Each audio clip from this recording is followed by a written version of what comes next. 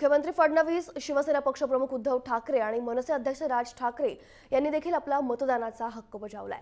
मुख्यमंत्र्यांनी नागपुरात तर उद्धव ठाकरेंनी मुंबईत सहकुटुंब मतदानाचा हक्क बजावलाय। राज ठाकरेंनी देखील मुंबईत सपत्नीक मतदान केलंय।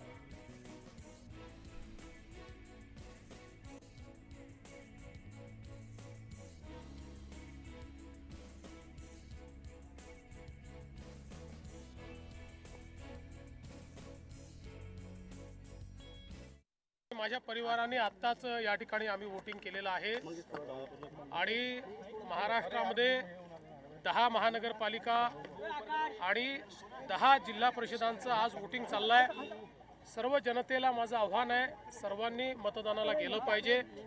लोकशाहीमध्ये मतदानाच्या माध्यमातूनच आपण आपलं मत अभिव्यक्त करत असतो, त्यामुळे मतदानाला जाणं हे आपलं कर्तव्य आहे।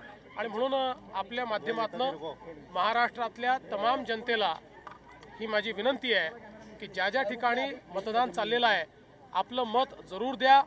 आपलं मत महत्त्वाचं आहे। लोकशाहीच्या प्रक्रियेत सहभागी व्हा।